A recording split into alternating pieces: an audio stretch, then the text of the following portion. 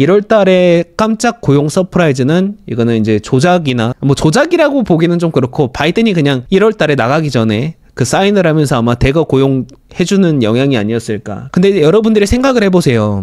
1월 달에 갑자기 이민자 고용이 그러면 는 거잖아요. 150만 명에서 200만 명이 는 건데 이민자들의 고용이 갑자기 늘었다? 그러면 트럼프가 이걸 가만히 두겠어요? 바이든이 어거지로 넣은 이민자들의 고용 수를 한 달 만에 200만 명이 늘어났는데 그럼 저렇게 되면은 연준이 금리 인하를 안 할 가능성이 높아지죠. 동결할 가능성이 높아지잖아요. 그러면은 트럼프의 입장에서는 금리 인하를 해야 되는데 금리 인하까지 못하게 돼버리니까. 그러니까 바이든이 이것까지 고려를 한 거일 수도 있어요. 지금과 같은 상황에서 올해 미국의 물가나 금리에 어떤 영향이 있을 것인가를 또 이제 생각을 해봐야겠죠. 우선은 미국의 타겟 물가는 근원 물가 기준으로 지금 이제 2% 정도입니다. 지금 이제 2.8%로 10월, 11월, 12월에 2.8%로 유지가 되고 있는데 미국이 타겟하는 거는 2%거든요.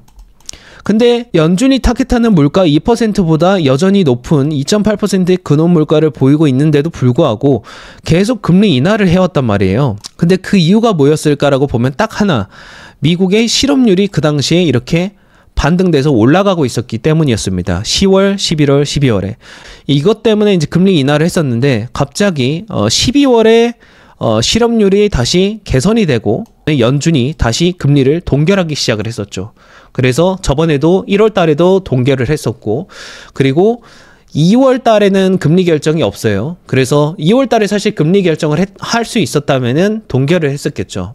그런데 여기서 이제 제가 말씀드리고 싶은 게 있습니다. 제가 어제 이제 2월 7일에 미국의 1월 고용 데이터가 나와서 그래서 언론에서는 실업률도 지금 4.1에서 4%로 떨어졌고 지금 2달 연속 실업률이 떨어지고 있는 거잖아요. 그래서 금리 인하 이제 끝난 거 아니냐, 앞으로 동결하거나 고금리 장기화 가는 거 아니냐 이렇게 우려를 하셨는데 제가 이제 어제 그 긴급으로 멤버십 라이브로 멤버십 분들에게 설명을 드렸었는데 2025년도 1월 달 고용 데이터를 보잖아요. 이상한 게 하나 있습니다. 미국 안에서 전체 고용 시장에 참여한 참여자들 수가 이거거든요. 이게 이제 한 16세에서 한 64세 정도, 그러니까 실제 생산 가능 인구의 수를 나타낸 거예요. 그러니까 일을 할 수 없는 아이들이나 갓난아기 아니면 고령의 노인분들을 제외한 실제 노동 가능 인력 수를 나타낸 건데 2024년도 초에 1월 달에 작년 1월이죠. 작년 이맘때 1억 6,700만 명이었고요.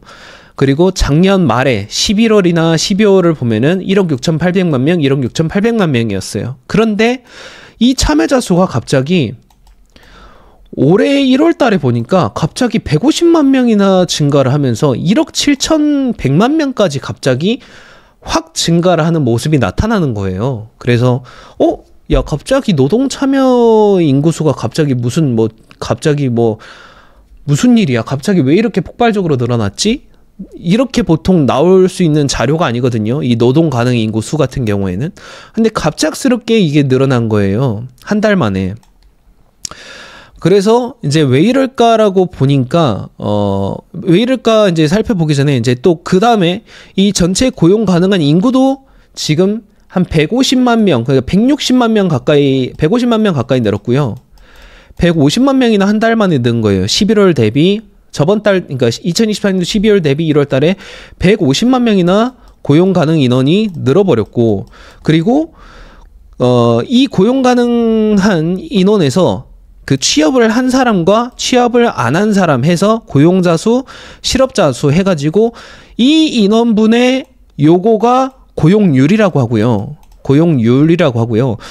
요거분의 요 고용 가능 인원분의 실업자 수를 실업률이라고 해요. 그래서 실업률 자체가 전체 인구수 대비 실업자 수를 하는 게 아니고 고용 가능한 인구수에서 실업자 수의 퍼센테이지를 실업률이라고 하는 거예요. 그런데 제가 이제 여기서 설명드리고 싶었던 게 뭐냐면 너무 이게 제가 1월달 2025년도 1월달 고용 데이터가 조작 가능성, 그리고 바이든이 마지막으로 남긴 폭탄이 가능성이라고 생각하는 이유는 여기 보시면 이제 고용 가능한 인원수가 갑자기 한 달 만에 150만 명이 증가를 했고, 중요한 거는 실업자 수는 변동이 없어요. 실업자 수는 변동이 없는데 그대로 680만 명이 실업자로 남아 있어요. 그런데 갑자기 고용이 150만 명이 또 늘어버린 거죠. 예. 이게 뭘 의미할까라고 여러분 곰곰이 생각을 해보세요. 한 달 만에 갑자기 미국의 인구 수가 150만 명이 늘어가지고 그 안에서 노동 가능한 인구 수가 150만 명이 는 다음에 거기에서 실업자 수는 그대로인데 고용된 인원이 그 고용 가능 인구에서 150만 명이 늘어난 만큼 바로 고용 채용으로 전환이 돼가지고 고용이 150만 명이 늘어났다라는 거예요. 이게 어떤 의미냐면은 2024년도 1월 달이나 2024년도 11월 달에 고용된 인원수를 보면 1억 6,100만 명이었어요. 1억 6,100만 명. 그리고 2024년도 12월에도 보면 1억 6,100만 명이었어요. 그런데 여기서 갑자기 150만 명이 한 달 만에 증가한다는 게 말이 안 되는 거예요. 그래서 VNF님이 지금 말씀하신 것처럼 이민자가 한 달 만에 폭발적으로 증가를 했고 그 증가된 인원을 이민을 받아주면은 이민자에 대한 고용을 보장을 1, 2년 정도 해줘야 되거든요. 예를 들어서 북한이나 이런 데서 우리나라로 이렇게 타령이나 이런 걸 해가지고 오면은 그분들한테 일자리를 정부가 한 1년에서 2년 정도를 제공을 해줘야 돼요. 그 적응을 할 수 있는 시기까지. 그런 것처럼 이민자들이 미국에 넘어왔을 때 이 사람들의 일자리를 보장을 하는 거죠. 저는 그게 2025년도 1월 달에 갑작스럽게 150만 명이 늘었다라고 생각을 하는 거예요. 그러니까 실업자 수의 변동은 없는데 갑자기 고용이 이제 크게 늘어난 것처럼 이렇게 보여지는 것이죠. 그래서 제가 여기서 생각을 한 거는 이제 이것만 보고 저는 이렇게 추정을 했죠. 아, 바이든이 1월 8일에 나가기 전에 막 자기 아들도 사면하고 뭔가 갑자기 그 보조금 지급 명령도 막 사인 빨리빨리 하고 하는 것처럼 이민자들 자기가 이제 기존에 들어오라고 해서 받아주려 했던 이민자들, 그게 이민자들의 표를 의식하고 받아준 거잖아요. 그래서 제가 봤을 때는 앞으로 2년 뒤에 그 2026년인가 7월 달에 또 하원 선거가 또 있잖아요. 하원이 또 바뀐단 말이에요. 그래서 그때 그 이민자들의 표를 그대로 얻어가기 위해서 지금 이민자들의 그 받아들이는 사람들, 이분들에 대한 책임을 지기 위해서 사인을 빨리 한 게 아닌가라고 생각이 들고, 그래서 12월 달에서 1월로 넘어가는데 갑자기 고용 가능 인구수가 150만 명이 증가를 하고 갑자기 고용된 인원수도 150만 명이 증가하는 이런 말도 안 되는 통계 조작 같은 움직임이 나와버린 거예요. 보세요. 여러분 상식적으로 생각해보면 이런 움직임이 말이 안 되거든요. 24년도 1월이나 24년도 11월이나 2024년도 12월이나 다 1억 6,100만 명이었는데 어떻게 갑자기 고용수가 200만 명이 증가를 합니까? 한 달 만에. 예. 그래서 그런 걸 봤을 때 좀 이상한 부분이 있었다라는 거를 이제 말씀을 드리고 싶었던 거고, 그래서 실제로 그러면 이민자가 들어온 게 맞냐라는 게 이제 궁금하잖아요. 그래서 이제 그 1월 고용 데이터에서 요거를 살펴봤어요. 외국인들이 1월 달에 고용된 그 수가 얼마나 되느냐를 보니까 고용된 수 3,177만 4천 명이더라. 그리고 미국인들, 네이티브 미국인들을 보면은 고용된 수가 1억 3천만 명이더라. 근데 이게 앞에 보니까 2024년도 1월 달이랑 비교를 해보면은 전년도 동월이랑 비교를 해보면은 미국인들의 고용은 오히려 거의 똑같은 수준인데 지금 이민자들의 고용 수가 갑자기 엄청나게 늘어난 것처럼 보이잖아요. 그죠? 그런데 우리가 일단 비교해야 될 게 전년도 1월과 비교할 게 아니라 25년도 1월과 아까 24년도 12월을 비교를 해야 되기 때문에 제가 그거를 비교를 해볼게요.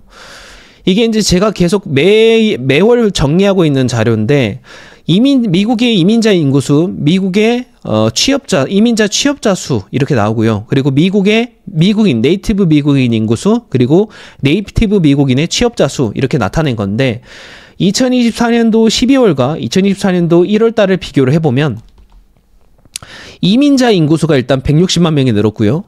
그리고 그 중에서 거의 대부분이 노동 가능한 인구수 120만 명이었고요. 그러니까 여기에서 한 40만 명은 애들이나 노인들이었다라는 뜻이고, 그리고 그 중에서 이민자 취업이 거의 다 됐어요. 121만 명 노동 가능 인구수에서 100만 명이 다 취업을 해버린 거죠. 그러니까 이민자 취업 수가 2024년도 11월이나 2024년도 12월을 보면은 3,100만 명이 안 됐는데 이게 갑자기 3,200만 명으로 확 증가를 해버리는 거죠. 예.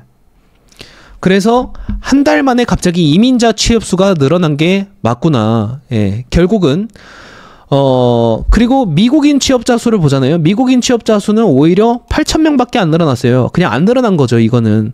그러니까 결국은 1월 달에 발생된 고용 서프라이즈는 바이든이 마지막에 아마 사인을 해서 이민자들의 유입과 그리고 이민자들의 고용을 대거 늘린 영향이다.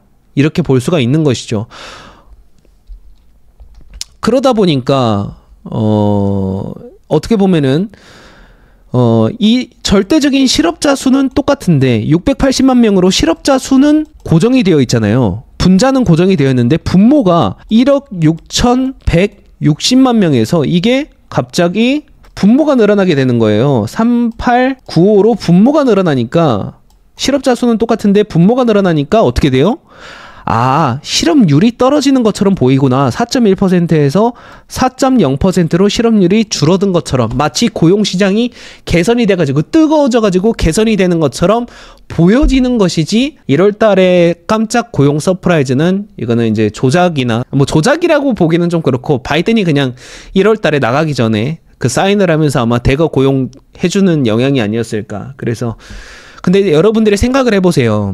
1월 달에 갑자기 이민자 고용이 그러면 는 거잖아요. 150만 명에서 200만 명이 는 건데 이민자들의 고용이 갑자기 늘었다? 그러면 트럼프가 이걸 가만히 두겠어요? 바이든이 어거지로 넣은 이민자들의 고용 수를 한 달 만에 200만 명이 늘어났는데 그럼 저렇게 되면은 연준이 금리 인하를 안 할 가능성이 높아지죠. 동결할 가능성이 높아지잖아요. 그러면은 트럼프의 입장에서는 금리 인하를 해야 되는데 금리 인하까지 못하게 돼버리니까. 그러니까 바이든이 이것까지 고려를 한 거일 수도 있어요. 실업률을 이렇게 이민자들의 고용수를 늘려버리면 실업률이 줄어들 거니까 연준이 금리 동결을 오래 하면은 트럼프의 입장에서도 부담이 가중화되고 이게 어떻게 보면은 한 방 먹이는 게 될 수 있는 게 아니냐. 이제 이렇게 볼 수도 있었던 거죠. 예.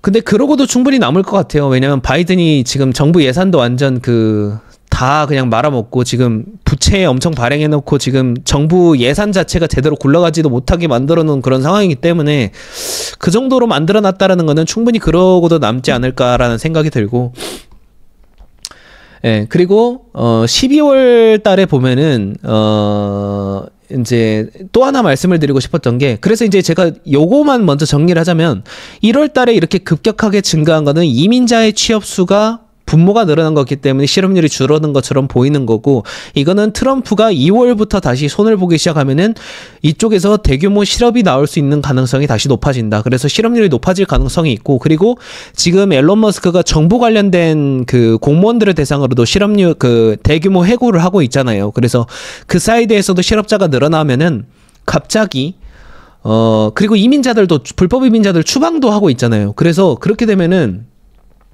갑자기 이 노동시장의 참여 인구 수가 갑자기 또 줄어들 수가 있어요. 그러면은 분모가 줄어드는데 또 실업자 수는 정부 사람들의 그런 실업자들도 늘어나고 하면서 갑자기 실업자는 증가하고 그 전체 노동 가능 인구수는 줄어들면서 실업률이 갑자기 더 가파르게 올라갈 수 있는 가능성이 생긴다는 거죠. 예.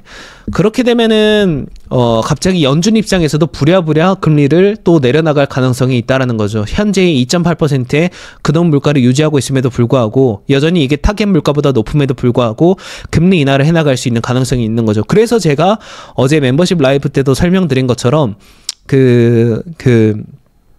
2월 달에 실업률, 2월 달에 고용 데이터를 봐야 된다라는 거예요. 그래서 트럼프가 이거를 가만히 뒀을 것인지, 그리고 트럼프 정부에서 지금 정부 사람들에 대한 대규모 해고도 하고 있는데, 그게 이제 실업 데이터로 얼마나 반영될 것인지까지 다 봐야지만이 사실 우리가 어느 정도의 판단을 할 수가 있다라는 거죠.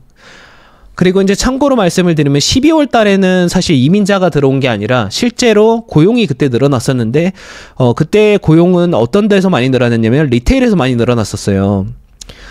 리테일에서 많이 늘어났었는데 리테일 같은 경우에는 2024년도 거의 한 해 동안 계속 채용을 마이너스 해고만 하던 사이드였는데 2024년도 12월 달에 들어서 연말 소비 시즌 때문에 고용을 크게 늘린 영역 때문에 사실 고용이 크게 개선된 부분이었다라고 보고 있고 참고로 2025년도 1월 달에도 보면은 여전히 1월까지 연말 연초 시즌이거든요. 그래서 연말 연초 소비 시즌이기 때문에 리테일 부분에서 여전히 과거에 마이너스였지만 지금은 플러스로 이렇게 채용을 많이 늘려가고 있는 그런 상황이었죠. 근데 이것도 2월이 되면은 이제 소비 시즌이 끝나기 때문에 일시적인 리테일 사이드에서의 고용 서프라이즈는 다시 2월 달부터 크게 감소될 수가 있다.